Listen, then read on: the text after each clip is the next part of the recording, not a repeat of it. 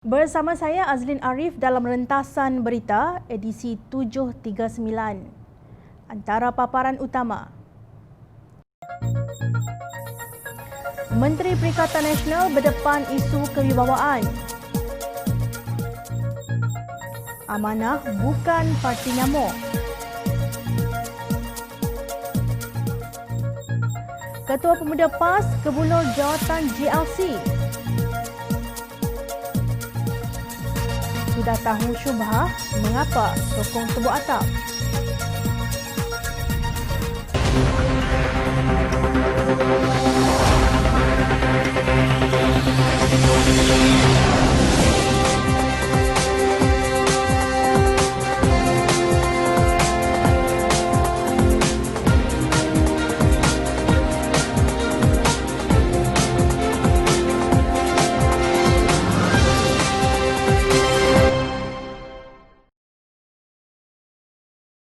Assalamualaikum dan salam sejahtera. Selain yang sah sudah didakwa di mahkamah, bilangan peneraju Kerajaan Perikatan Nasional yang berdepan dengan isu kewibawaan semakin bertambah. Seorang menteri melanggar peraturan negara kerana ingkar arahan dan SOP COVID-19. Menteri Perusahaan, Peladangan dan Komoditi Datuk Dr. Khairuddin Amar Razali cuba dibersihkan dengan mengumpamakan lawatan ke Turki itu sebagai menyamai kisah burung hudhud di dalam Al-Quran oleh Mursyidul Ampas Datuk Hashim Jassin. Namun, kenyataan Hashim itu dipertikai pelbagai pihak termasuk oleh Mufti Perlis Datuk Dr. Muhammad Asri Zainul Abidin. Ketidakpatuhan hudhud sekalipun dimarahi oleh Nabi Sulaiman AS tidak mengancam rakyat. COVID-19 satu ancaman kepada rakyat, ujarnya. Belum pun sejuk haba menteri ingkar kuarantin, timbul pula kisah timbalan menteri didakwa memiliki ijazah palsu. Timbalan Menteri Komunikasi dan Multimedia Datuk Zahidi Zainul Abidin terpaksa meminta maaf kepada pelajar Viviana Mosibin kerana mendakwa videonya itu ditularkan hanya bertujuan hiburan dan menaikkan viewer rancangan YouTube-nya. Dalam klip video tersebut, Viviana dilihat memanjat pokok untuk mendapatkan capaian internet bagi menduduki peperiksaan yang dijalankan pada 9 hingga 12 Jun lalu. Zahidi berkata beliau mendapat maklumat daripada Timbalan Menteri Kewangan yang juga Ahli Parlimen Kodat, Datuk Abdul Rahim Bakri. Tetapi yang menjadi heboh kemudian ialah kelayakan akademik Timbalan Menteri berkenaan. Beliau dikatakan memiliki ijazah sarjana sains politik dari Irish International University, ijazah pentadbiran perniagaan dari Northern California Global University dan diploma pentadbiran awam dari Universiti Teknologi Mara, UiTM. Menurut laman web afterschool.my, Irish International University atau IELTS International University merupakan salah sebuah unaccredited universities atau universiti yang tidak diiktiraf kerana bergerak sebagai degree mills atau kilang ijazah. Sejak tahun 2008 lagi, akhbar The Guardian telah mendedahkan modus operandi universiti berkenaan. Sementara itu, Northern California Global University juga didakwa sebuah universiti yang menjual ijazah. Sebuah portal online Indonesia Liputan 6 pada tahun 2005 mendedahkan mengenai kegiatan sebuah agensi bernama Institut Management Global Indonesia (IMGI) yang memalsukan ijazah. Terkini, Menteri Besar Perak Datuk Seri Ahmad Faizal Azumu pula didakwa oleh Naib Presiden Putra Hamidah Osman terbabit dalam isu pemberian tanah seluas 1,200 hektar di negeri itu. Hamidah telah membuat laporan kepada Suruhanjaya Pencegahan Rasuah Malaysia SPRM berhubung dakwaan pemberian tanah berkenaan untuk pembangunan ladang hutan yang didakwa mempunyai unsur penyalahgunaan kuasa. Demikianlah bentuk moral pemimpin yang mencanang bahawa mereka hendak menyelamatkan Malaysia. Lalu DAP yang pernah menjadi rakan dijadikan musuh. Naib Presiden PAS Idris Ahmad pernah menyindir pemimpin DAP. Macamlah DAP suci sangat daripada skandal dan mempunyai integriti. Seperti pepatah mengatakan kokok berderai-derai, ekor bergelumang tahi. Katanya, kini siapakah yang sedang berkokok sambil berguling-guling dengan tahi? Apa nak dihairankan apabila slogan malu apa bosku dibawa ke sana sini seperti orang yang tidak tahu malu. Satu ketika dahulu, Presiden PAS Datuk Seri Abdul Hadi Awang dengan angkuh berkata, amanah hanya parti nyamuk. Beliau berkata demikian sebelum pilihan raya umum ke-14. Beliau yakin PAS akan mengambil alih pucuk pimpinan di Selangor. Akibatnya, PAS hilang semua kerusinya di Selangor kecuali satu. Hampir 5 tahun berlalu, kejayaan Parti Amanah Negara Amanah hari ini menyangkal dakwaan pihak yang sebelum ini meramalkan kegagalannya. Gelaran sebagai parti nyamuk yang tidak akan bertahan lama kini menjadi mimpi ngeri kepada para penggelarnya. Kita mengarah itu sudah jadi parti nyamuk. InsyaAllah jadi parti nyamuk. Nyamuk ni walaupun dia seko tak dapat tidur juga. Tapi kita akan tangani lah. Dan rakyat Selangor boleh tangani. Walaupun parti itu memakai nama Islam di dalamnya, tetapi tindakan pemimpin mereka yang bersekongkol dengan golongan kleptokrat dan amalan 2 darjat amat memalukan kaum muslimin. Amanah tidak berretorik dengan hadis dan ayat-ayat Al-Quran. Ia bukan parti politik yang dipenuhi oleh walaun yang tidak mampu berfikir sendiri. Justru kerana itu ia meraihkan kepelbagaian cetusan idea dan bekerjasama dengan bukan Islam tanpa berkompromi dengan nilai-nilai Islam.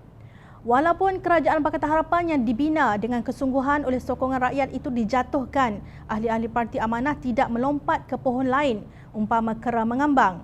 Jika ada pun, bilangannya tidak menjejaskan keutuhan parti. Baru-baru ini pada mesyuarat bulanan Jawatankuasa Nasional Parti Amanah Negara, Amanah yang diadakan pada 6 September lalu, seramai 2,298 ahli baharu sepanjang bulan Ogos telah diluluskan. Ini merupakan jumlah permohonan yang antara tertinggi bagi tempoh sebulan akhir-akhir ini. Ia adalah tambahan kepada permohonan ulama dan ilmuwan terkenal Profesor Dr. Muhammad Kamil Abdul Majid dan rakan yang memohon menyertai Amanah pada 5 September lalu. Menurut pengarah komunikasi Amanah Khalid Abdul Samad dalam satu kenyataan, Dr. Muhammad Kamil ialah anak kelahiran Kelantan, memiliki ijazah sarjana muda syariah dan undang-undang dari Yayasan Pengajian Tinggi Islam Kelantan.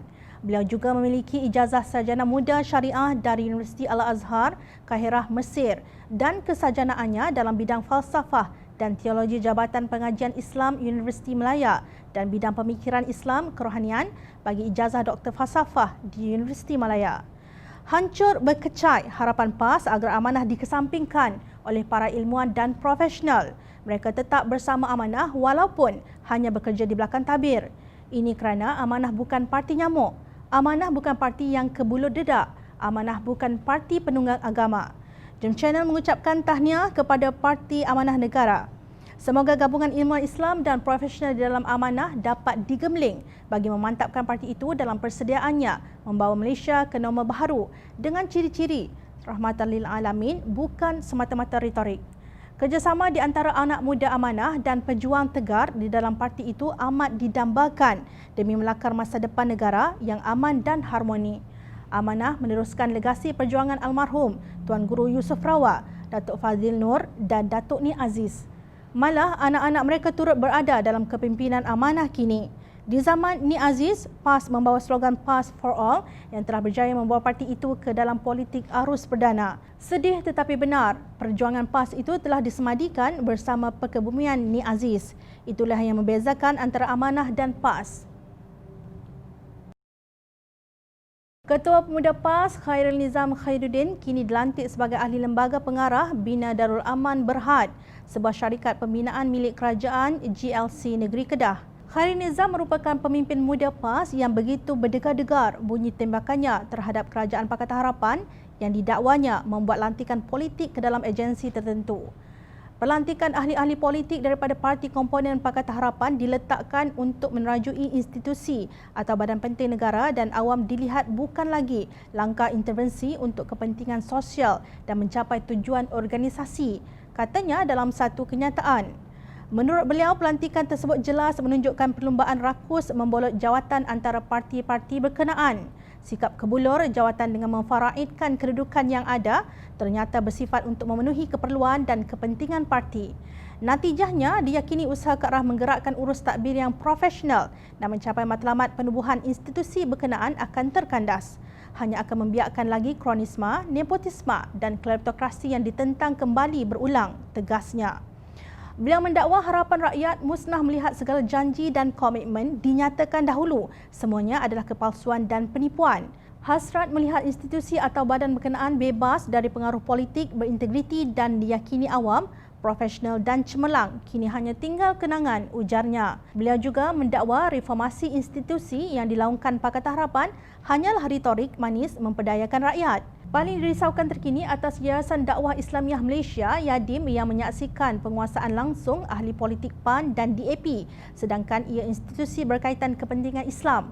Apakah kredibiliti DAP terhadap hal ehwal Islam di negara ini? Sedangkan PAN pula bukan lagi rahsia adalah khadam yang mengikut terunjuknya, dakwanya. Namun setelah PAS bersekongkol menubuhkan kerajaan tebuk atap bersama dengan Bersatu dan beberapa pemimpin kleptokrasi, beliau menjilat ludahnya sendiri. Beliau melihat pelantikan politik yang dibuat oleh Tan Sri Muhyiddin Yassin hampir selari dengan pendirian terbuka dinyatakan pihaknya mengenai garis panduan, tata cara atau kriteria pelantikan terpenting iaitu Al-Qawiyul Amin sebagaimana disebut Al-Quran. Maknanya kompeten dan pakar dalam mengurus dan berintegriti. Lantikan dibuat itu kalau nak jadi menteri, dia mesti bebas daripada SPRM dan juga daripada PDRM. Maknanya tidak ada rasuah, kes rasuah ataupun tidak ada kes jenayah. Ujarnya merujuk mengenai lantikan GLC seperti dipetik Harakat Daily 25 Jun 2020. Beliau juga menyangkal dakwaan bahawa pelantikan jawatan-jawatan tersebut sebagai dedak yang bermaksud suapan berunsur rasuah. Namun, apa yang dinyatakan dahulu oleh Ketua Pemuda PAS itu semuanya adalah kepalsuan dan penipuan yang kini hanya tinggal kenangan. Para pemimpin PAS termasuk Khairi Nizam sendiri kebulur jawatan-jawatan berkenaan. Kononnya untuk memastikan semua GLC dan agensi kerajaan berfungsi menurut kehendak pentadbiran pusat. Sedangkan hakikatnya penglibatan terlalu ramai ahli politik dalam GLC amat membimbangkan pelabur-pelabur bahawa gejala kronisma dan nepotisme yang sedang berleluasa ini akan menjurus kepada penipuan, salah guna kuasa dan rasuah. Malah Khairi telah melakukan fitnah apabila berkata bahawa amanah adalah khadam DAP. Firman Allah SWT dalam surah Al-Baqarah sebahagian ayat 217 bermaksud dan berbuat fitnah lebih besar dari membunuh. Perkara ini bertepatan dengan hadis Nabi SAW dari Abu Hurairah radhiyallahu anhu bahawa Nabi SAW bersabda, seseorang itu cukup dianggap berdusta kalau ia mengatakan segala apa yang didengarnya. Tidak kira apa istilah dari Al-Quran yang kalian gunakan untuk menghalalkan perbuatan salah kalian. Fitnah tetap fitnah dan kini kalian sendiri sedang bergelumang dengannya. Sebuah laman Facebook yang menamakan dirinya Al-Harakah melaporkan mengenai pandangan seorang ahli parlimen PAS yang tidak dinamakan. Menurut laporan itu, ahli parlimen PAS berkenaan menganggap wang gaji hasil lantikan politik dalam Kerajaan Perikatan Nasional hari ini adalah syubhah, iaitu meragukan dan cenderung kepada haram kerana ada unsur mengikat sokongan ahli parlimen kepada kerajaan yang mentadbir. Beliau yang merupakan ahli parlimen dari Pantai Timur itu telah ditawarkan beberapa jawatan sebelum ini namun menolaknya kerana berasa tidak selesa dengan hasil pendapatan dari cara tersebut. Menurutnya, gaji dan allowance yang diperolehi sebagai ahli parlimen sudah mencukupi dan sokongannya kepada kerajaan hari ini kerana PAS memilih untuk memberikan sokongan, kata laporan itu. Al-Harakah memetik ahli parlimen tersebut sebagai berkata, dapat jawatan GLC itu seronok dengan gaji puluhan ribu, tapi jiwa kecil ana, iaitu saya, masih terikat dengan ilmu Islam yang dipelajari semenjak kecil. Macam mana kita parti yang melandaskan agama boleh berkompromi dengan menerima jawatan-jawatan ini? Ana ditawarkan beberapa jawatan tapi Ana rasa keberatan untuk terima kerana bukan bidang Ana tu. Benda bukan kemahiran kita, kita ambil jawatan tu dan PM beri jawatan tu kerana nak pertahan kuasa dia supaya kita tak lari. Ana was-was dengan kaedah itu, bukan ajaran politik Islam tu. Bagaimanapun, menurut laporan tersebut, ahli parlimen berkenaan tiada masalah dengan pembentukan kerajaan baharu kerana memberi kesetiaan kepada parti. Kelakar, kononnya beliau menolak wang gaji hasil lantikan politik dalam Kerajaan Perikatan Nasional kerana ia adalah syubhah. Tetapi beliau masih menyokong kerajaan tebuk atap ini kerana setia kepada parti. Kebebalan apakah ini? Jika parti anda menyokong kerajaan yang memberi gaji yang anda anggap syubhah, tidakkah perbuatan anda itu menjurus ke arah kezaliman kerana menyokong amalan syubhahnya? Justru apa yang membezakan anda dengan ahli parlimen yang menerima gaji yang anda anggap syubhah itu? Jawapannya, tidak ada bezanya. Perbuatan anda menyokong parti anda yang merelakan pengambilan gaji yang anda sendiri telah anggap sebagai syubhah itu adalah satu double standard yang anda lakukan. Parti anda telah menjatuhkan kerajaan yang baik yang dipilih oleh rakyat Malaysia. Parti anda menafikan mandat rakyat. anda sebagai ahli parlimen yang menyokong parti anda tidak ada beza dengan mereka yang menerima gaji dari jawatan GLC yang anda anggap syubhah itu. Jawablah dengan jujur, adakah itu yang dituntut oleh Islam?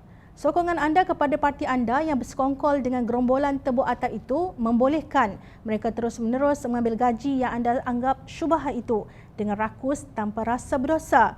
Anda sebenarnya menyokong sebuah kerajaan yang lemah yang memiliki majoriti amat tipis dan bergantung kepada janji ghanimah untuk semua ahli parlimen dan pemimpin parti pro-kerajaan dengan jawatan dalam GLC dan agensi kerajaan. Bertaubatlah ketika masih sempat, jangan jadi munafik.